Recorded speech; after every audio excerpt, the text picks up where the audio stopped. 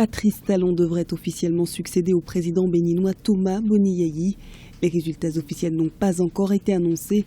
Le Premier ministre sortant du Bénin, Lionel Zinsou, a cela dit reconnu dans la nuit de dimanche à lundi sa défaite à l'élection présidentielle du 20 mars. Les résultats provisoires font apparaître une victoire très nette de Patrice Talon.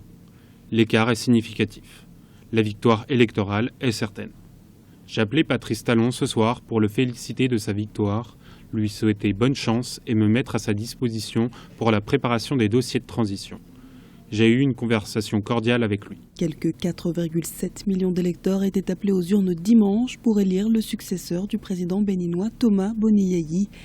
Au pouvoir depuis 2006, le chef de l'État s'est retiré au terme de 2 mandats conformément à la Constitution. L'ensemble des acteurs politiques a salué le bon déroulement du processus électoral, avec notamment la tenue d'une campagne sereine et calme.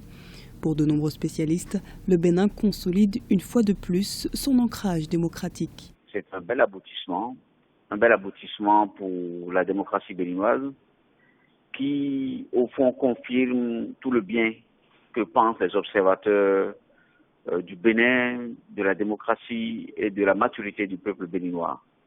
C'est l'enseignement fondamental, c'est l'attachement du Bénin, l'attachement du peuple béninois à la démocratie, à sa stabilité, à l'apaisement, mais surtout à l'alternance.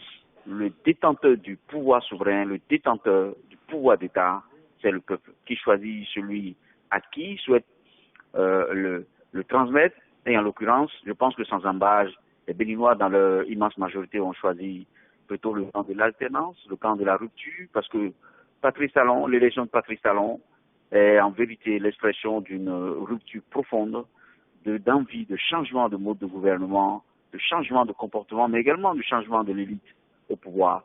Et je pense que cette élection est vraiment la manifestation de la maturité progressive, constante.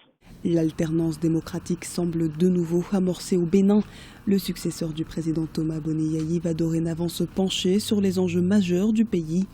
On cite entre autres la lutte contre le chômage, notamment celui des jeunes, l'amélioration du système de santé, mais aussi l'éducation ou encore la diversification de l'économie nationale.